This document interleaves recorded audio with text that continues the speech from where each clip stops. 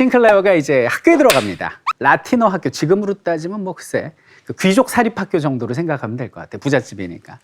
학교 다니는 이제 왜 우리 어렸을 때 보면 그 동네 뭐 이렇게 옆 학교 애들하고 놀잖아요. 공립학교 애들하고 어울려 다닙니다. 방과후에. 근데 그 모임에 일진이 있어. 그 일진 이름이 바로 프란츠 크로머라는 애예요. 크로머. 근데 크로머는 일단 나이가 한 3살 많습니다. 어른 걸음걸이, 어른 말투로 흉내를 내고요. 좀 질이 안 좋은 애인데 책에서 뭐라고 묘사를 하느냐. 앞니 사이로 침을 찍 하고 뱉는다라고. 여기도 그런 애들이. 깜짝 놀랐어요. 내가 다 그런 애들이. 콧물은 이렇게 예, 이런 거 많이 하잖아요. 있었죠. 많이 봤어요. 근데 이제 뭐 다니면서 막 그러잖아요. 막 야 내가 말이야 어제 누구 뭐 어떻게 해서 막 이렇게 무용담 얘기했잖아요. 막 얘기를 하는데 싱클레어도 좀 센 척을 하고 싶은 거예요. 왜냐면 뭐 부잣집애고 약간 샌님 취급 당하니까 야, 그 애가 거짓말을 합니다. 뭐라고 거짓말하냐면 야 참, 내 얘기 안 하려고 했는데 그 사과 그 과수원집 있잖아. 그 사과 내가 훔쳤어. 벙을 친 거예요. 벙을 치는데. 뻥은 뻥이라고 할 수 있어요. 네, 뻥을 치는데 이게 아이들이 시선이 꽉 꽂힐 거 아니에요. 그러니까 굉장히 자기도 모르게 신이 나가지고 이 뻥이 굉장히 디테일해지고요. 조직적으로 뻥을 칩니다, 이 아이가. 뭐 이렇게 막 상상을 해요. 그때 내가 사과를 훔칠 때 어떤 아이가 이렇게 나무 위에 올라가서 망을 받고 내가 사과를 어떻게 해서 이렇게 훔쳐서 어떻게 갖고 나왔어라고 뻥을 친 거예요. 반응이 좋으니까. 반응 좋으니까. 이제 이렇게 된 거죠. 나도 이제 샌님 아니야 뭐 이러는데 이제 두목쯤 되는 크로머가 쓱 부릅니다. 야, 너 진짜냐? 응. 진짜냐고. 진짜야. 너 하나님한테 맹세할 수 있어? 이렇게 얘기한 거예요. 그러니까 일이 커진 거야. 근데 거기서 어떻게 뻥이라고 그래? 나 하나님한테 맹세할 수 있어. 내가 훔쳤어. 라고 얘기를 한 거예요. 그리고 그러면서 집에 오는데 크로머가 쑥 따라 들어와요, 집으로. 그러면서 귀에다 대고 속삭입니다.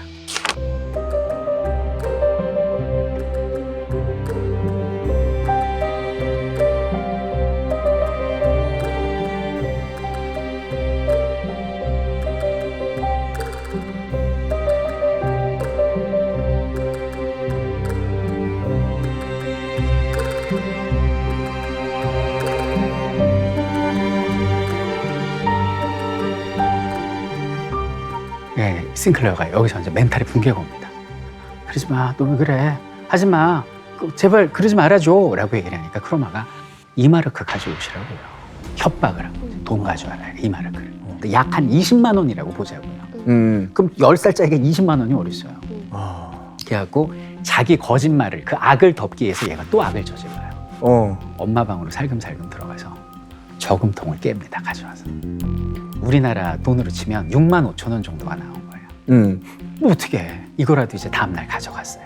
근데 이 책을 반드시 시청자 여러분들이 직접 읽어보셔야 되는 게 왜 우리도 살면서 공포도 느끼고 두려움도 느끼지만 어렸을 때 느꼈던 공포는 몇 배로 증폭이 되잖아요. 그 공포에 대한 표현이 굉장히 섬세해요. 그래서 같이 무서워집니다. 어렸을 때 꼭 이상한 놈들이 있잖아요. 나 괴롭혔던. 그게 이게 오버랩이 되면서 크로마랑 굉장히 앞부분이 흥미진진해요. 그렇게 막 되살아나죠. 되살아나지. 분이 막. 왜 그 빙 듣는 애들 있잖아요. 쫙 오버랩이 되는 빙을 들어요? 빙을 이렇게 듣는 애들. 엉치고 빙 뭐 그런. 그래갖고 그 6만 5천 원을 들고 이제 크로마를 찾아간 거예요. 야, 이거 받아줘. 그랬더니 얘가 뭐라고 하는지 아세요? 나 20만 원 가져오려는데 6만 5천 원 가져왔네? 너 이제 나한테 13만 5천 원 빚진 거야. 제대로 엮인 거야, 제대로. 형우 씨 같으면 어떡하시겠어요? 근데 저도 똑같이 했을 것 같아요. 이 벙을 친 게 있어가지고 그 당시 그 어린 나이에는 그 권위가 생긴 거잖아요. 이걸 했는데 돈은 자존심 상하고 그러니까 그냥 엄마 께 모자라면 아빠 거라도 뜯어가지고 그러니까 나쁜 놈한테 좀 물린 거예요. 이제 엮인 거죠. 물린 거지. 그래갖고 이놈이 밤마다 집 근처여서 휘파람을 불어요. 이게 공포의 휘파람이에요. 나와라 이거지. 근데 돈을 맨날 어떻게 훔칩니까? 그리고 빈손으로 나가잖아요. 그럼 벌을 줍니다. 너 오늘 돈 안 가져왔으니까 한쪽 발로 10분간 뛰게 해요. 계속 이렇게. 어떻게 하고 내가 할 심부름 시키고 막 그래요. 노예가 돼버린 거예요. 그래갖고 이때 그 책을 보면 그 싱클레어가 이 고통의 나날들이 표현이 되는데 막 오한이 들고 구토를 하고요. 막 애가 죽어가는 거예요.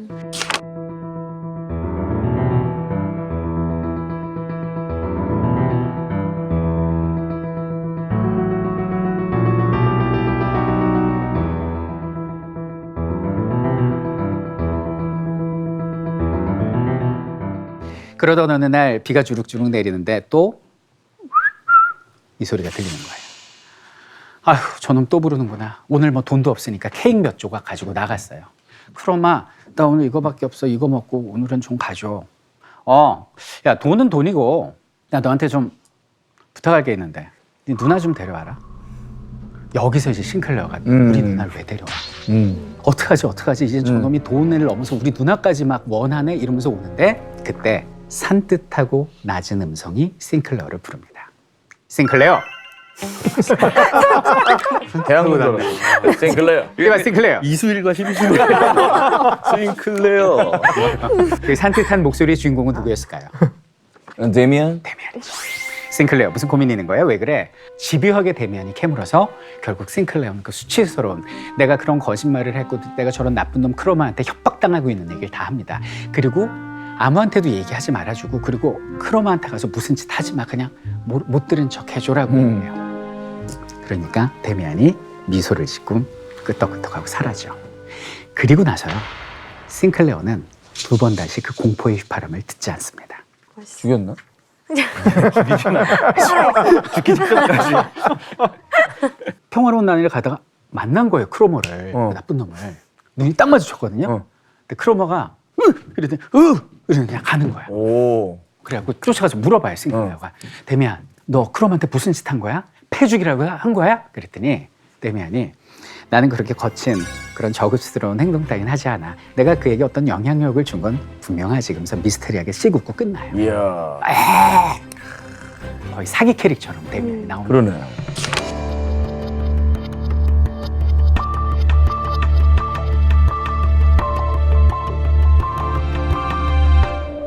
그럼 현무 씨 같으면 그 다음에 데미안하고 어떻게 지낼래요? 이렇게 꼭 붙어 다닐래요? 아니면 조금 거리를 둘래요? 거리 둘 것 같은데요. 이 친구 좀 무서운 친구거든. 왜냐면은 그냥 호의를 베푸는 사람은 없거든요. 뭔가 요구하는 게 있을 거예요. 그 싱클레어는 좀 다른 이유였어요. 첫째, 데미안은 나의 치부를 알고 있죠. 두 번째는 그가 나에게 던진 막 카인과 아벨에 대한 세상을 향한 비판적 사고, 되게 중요해요. 비판적 사고, 새로운 해석이 너무나 부담스러웠던 거예요. 그래서 이제 좀 멀리해.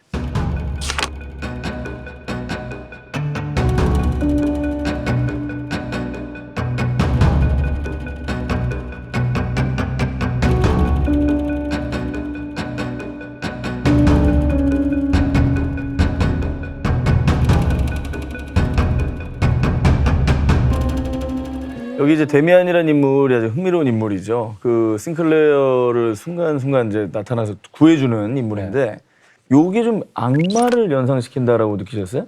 아니, 그러니까 이 사람의 왜 그 성경 해석도 계속 반대로 하고 이름이 데미안이라는 이름 자체가 오멘.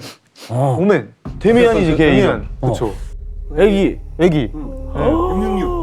하여튼 이 데미안이라는 이름의 어떤 발음의 울림 자체가 약간 데몬 하고 연관이 있고 어머. 그래서 이 친구가 도대체 어떤 일을 통해서 그 크로머를 조용하게 만들었는지 되게 불안하지 않아요? 맞아. 진짜 궁금했어요. 도대체 가서 무슨 얘기를 했을까? 근데 그게 우리의 상상력을 자극하게 여기 나오지 않는데 이 책에서 풍기는 느낌은 이쪽에 있는 거예요. 막 그 악마적인 어떤 저는 그냥 데미안이 싱클레어 자신이라고 생각을 해요. 네.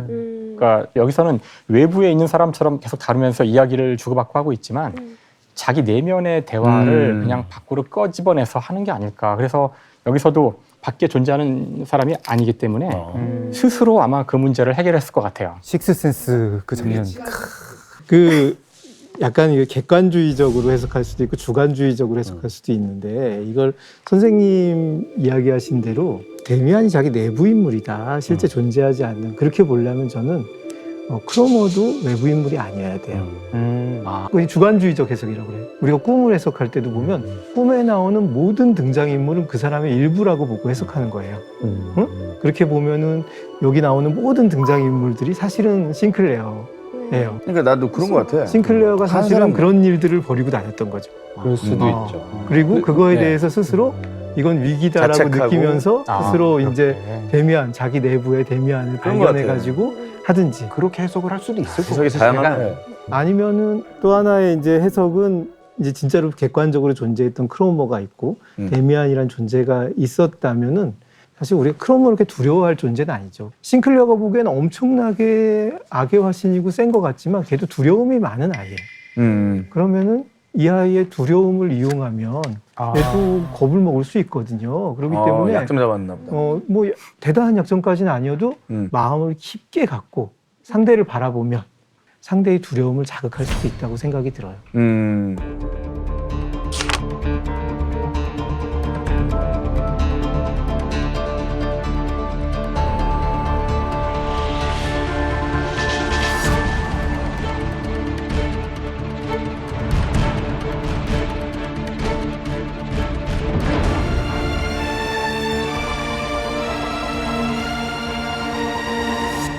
데미안과 이제 멀어지고 싱클레어가 다시 아늑하고 따뜻한 공간으로 들어가잖아요. 빛의 세계로 네. 묘사되는 집으로 들어가는데 이적 씨는 요 부분이 또 특히 인상적이었다고. 그 장면이 이런 문구가 있어요. 친절한 손 하나가 나를 잡아 구해낸 지금 나는 눈길 한번 팔지 않고 곧장 어머니의 품속으로 포근히 애워싸인 경건한 유년의 아늑함 속으로 달려왔다. 나는 자신을 자신보다 더 어리게, 더 의존적으로, 더 어린애처럼 만들었다. 나는 크로머에 대한 예속을 새로운 의존으로 대치해야만 했던 것이다. 혼자는 갈 수 없었기 때문이다. 이게 어떤 느낌이었냐면 진짜로 막 어린아이가 막 밖에서 너무 스트레스를 받고 크나큰 충격을 받으면 안 그러던 애가 집에 와서 이렇게 손 예전에 빨던 손을 다시 빠는 느낌? 애기 되는 거지. 이 작품이 어떻게 보면 와 하고 막 전쟁이 나고 막 수천만 명이 죽고 막 이런 와중에 아니야 우리에게는 따뜻한 전통적인 우리 신비로운 정신의 세계가 있고 그것은 우리 안에 있고 우린 거기서 만날 수 있어 하고 그 손을 빠는 느낌? 일종의 퇴행이다. 일종의 퇴행인 거죠. 어떤 느낌에서 그러니까 그런 의미에서 모두가 이게 필요한 거예요. 이 공갈 젖꼭지가. 근데 그거를 탁 물려주는 의미도 있지 않을까라는 생각을 문득 했어요. 저는 제가 아는 분이 심리치료 하시는 분이 계신데 그분이 약간 환자를 상대할 때 상담을 하러 오면 도움을 받고자 하는 마음에서 온 거잖아요. 근데 아무 말도 안 하고 그 상황을 회피하려는 경향을 되게 많이 보인대요. 근데 그 형태가 되게 다양하게 나타나는데 근데 실제로 그렇게 조금 화를 내는 분들도 있고 다양하다고 뭐 이런 경향성도 있어요? 뭐 심리치료의 과정은 이제 저항, 치료에 대한 저항이 꼭 있죠. 치료를 자기가 받으러 왔지만 네. 치료에서 오는 그 불안감을 이기지 못해서 또 뒤로 도망가고 싶은 마음이 있고 여기 보면 아까 읽은 부분에서도 앞으로 혼자서는 나갈 수 없었다 이런 부분이 있잖아요. 그러니까 예를 들어 이런 거예요. 어떤 사람이 왔는데 너무나 지나치게 엄마의 말을 잘 듣는 착한 아들이에요. 근데 나 사실은 엄마가 너무 싫어요. 응? 나는 엄마 진짜 없었으면 좋겠어요 라고 하고 그 다음에 갑자기 선생님 저 모든 문제가 해결된 것 같아요 이렇게 얘기를 해요. 사실 아무런 해결도 되지 않았는데 그 말을 했던 거에 대한 두려움 때문에 이제 더 이상 앞을 보고 싶지 않은 거예요. 그리고 나서 그럼 어떻게 지냈어요? 지난주에 엄마한테 가서 화해하고 또 잘했어요. 하나도 진전하지 않은 거죠. 응? 그러니까 이렇게 자꾸 뒤로 돌아가고 싶은 마음이 있는데 이 싱클레어도 어둠의 세계로 한 발짝 들어갔다 크로머의 세계로 들어갔다가 거기에서 데미안은 한 발짝 더 나가서 어둠을 네 안에 받아들이고 너에게도 어둠이 있다는 걸 인정해라 라고 했더니 인정하는 건 너무 무서우니까 도망가가지고 다시 들어가 버린 상황이 아닌가 싶어요. 예.